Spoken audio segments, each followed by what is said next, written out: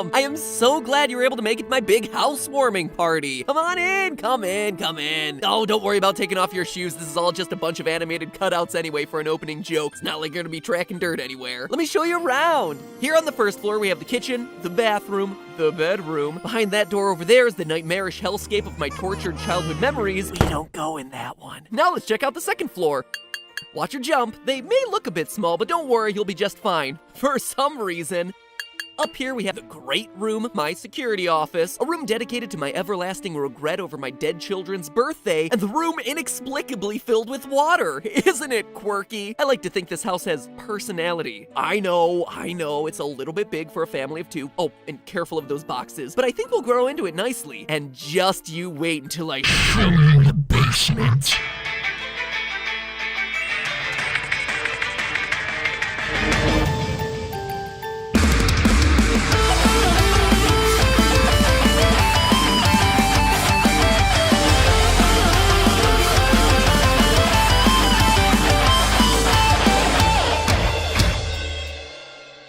Hello, Internet! Welcome to Game Theory, where today it's back to the basics. Back to overthinking things that nobody in their right mind would ever want to overthink. It's January, it's cold, YouTube is threatening to implode on itself. It's time for something good. So sit back, relax, and let MatPat guide you through the absurd physics of Box Stacker Simulator 2017. Oh, wait, you've never heard of it? I don't know, maybe you missed its release last year, sandwiched between Mario Odyssey and FNAF 6. Or maybe you know it by its other name, Hello Neighbor. You see, today's a bit of a personal episode for me. Anyone who watches our live stream saw Steph and I play a lot of Hello Neighbor last year. And sure, the game wants you to think that the villain is our mustachioed neighbor or the bespectacled Shadow Man, but no! Stand aside, Wedding Tux Bowser and Molten Freddy, because Villain of the Year 2017 were these simple, stupid cardboard boxes. You trip over them, they fill up your inventory, and worst of all, you gotta stack them into unsteady stairways, just hoping, praying to reach new sections of the house. Being 100% real here, if the neighbor put a giant stack of boxes in front of the door to the basement, I'd been like, nope, not dealing with this, you keep your damn secrets. So after the months of headaches these things have caused me over 2017, it's time that I get my revenge in what is undoubtedly the pettiest, lamest, and nerdiest way possible, by proving that they shouldn't be able to function the way that they do in the game. Could a human the size of our awkwardly proportioned protagonist use these things to platform his way through this pad's peril? Get ready, because by the end of today's episodes, you're gonna be the life of the party, able to wow your friends with the finer details of the industrial fabrication of the mightiest of moving devices, the humble cardboard box. Woo! Make sure you put that one as the headline on your online dating profile. To begin today's episode, Austin from The Science, you may know him as the guy who shouts a lot for easy humor rather than writing witty jokes, already figured out how big the cardboard boxes are in Hello Neighbor for his video on the architecture of the house. So, hey, Captain Shouts a Lot, can I borrow the box math that you used for your Hello Neighbor video?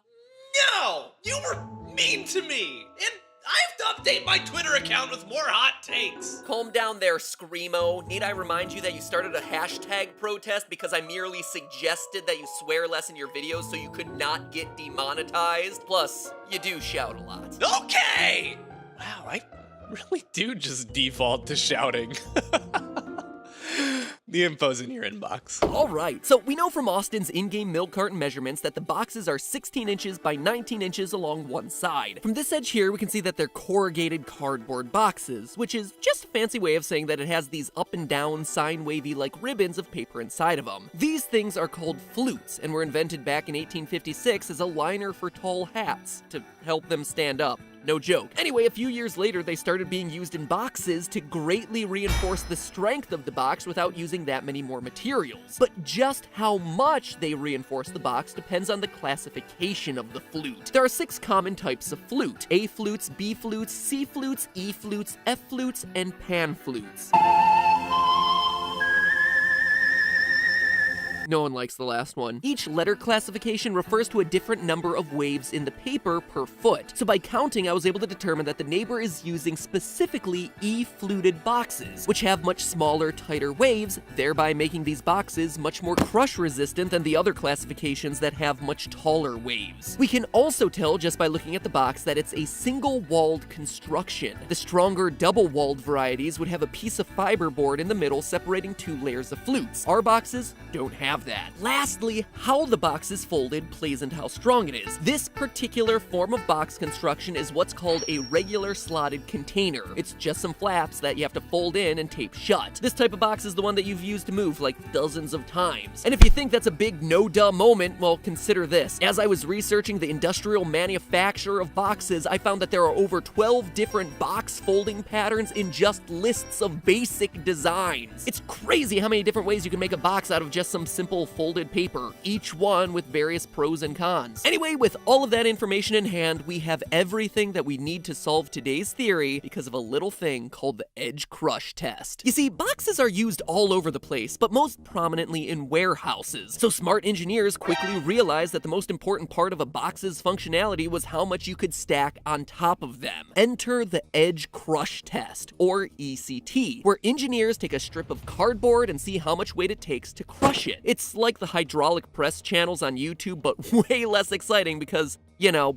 it's cardboard. Each box gets assigned with a number denoting how many pounds of pressure per square inch they're able to withstand before crushing. 50 pounds per square inch along the edge. 32 pounds per square inch along the edge, and so on and so forth. And if you stop and look at it, most boxes have these right on the box. I mean, seriously, I just looked in my house and found a stamp on the bottom with all its different qualities, including its ECT rating. So the next time you gotta bring something in for show and tell, boom, collective kindergarten minds blown. In the case of a single-walled, E-fluted cardboard box like the ones that we found in the game, 32 pounds per square inch is the industry standard. So that, ladies and gentlemen, is our magic number. Now, it's important to note that the ECT is measuring per square inch because pressure is measured over an area. And while boxes are very thin, they do have a width. Boxes of this size with an E-fluted rating are almost always 3/16 of an inch thick, something we can actually double check with some quick pixel measurements. With that number locked into place, the last details that we need are the weight of our character and the size of his shoe. The average adult male weighs in at about 166 pounds, but we're gonna drop that a bit because our protagonist is pretty skinny, despite that freakishly large head of his. So I'm gonna say that he's about 150 lbs's. A few more pixel measurements and we're able to determine that our character's foot is just a little over 10 inches long, or about a size 7 shoe, which is kinda small. You know what they say about guys with small feet, right? That they have a greater likelihood of crushing cardboard boxes because the pressure of their weight is displaced across fewer square inches?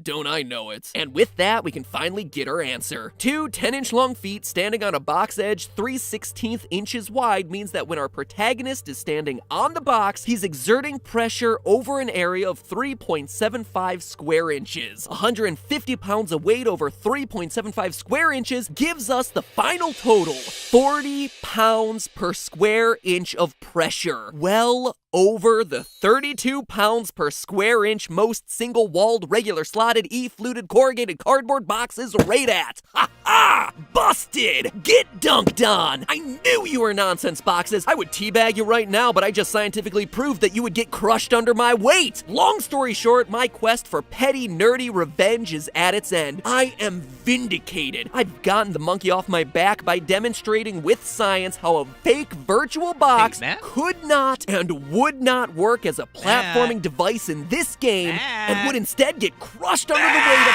What?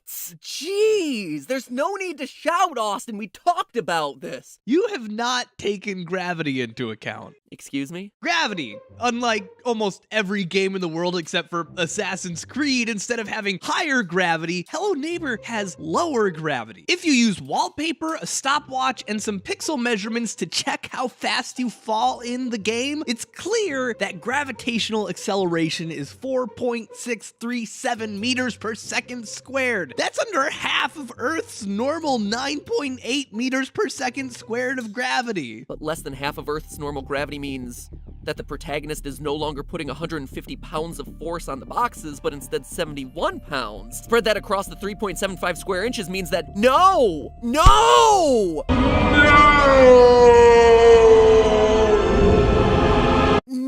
15 pounds per square inch? That means he's well under the crush test rating.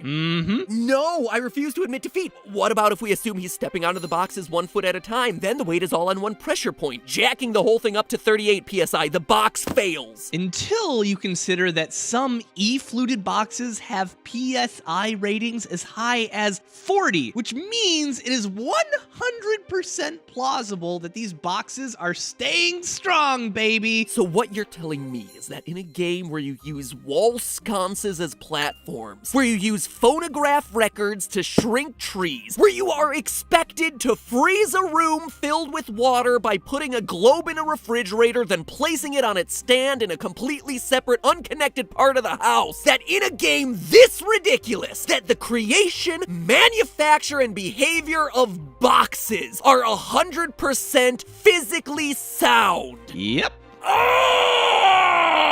There's no need to shout, Matt. The boxes beat me again. I can't win. I hate this game. I hate this game. Yeah, you should have covered the umbrella. That thing is ridiculous. Never again. Never again. Well, maybe once or twice more to cover the umbrella physics and then one final theory to tie up all the lore in this game, but never again with the boxes. No. You and the FNAF fan are not welcome here anymore. And in the meantime, remember, that's just a theory. A game theory. Thanks for watching.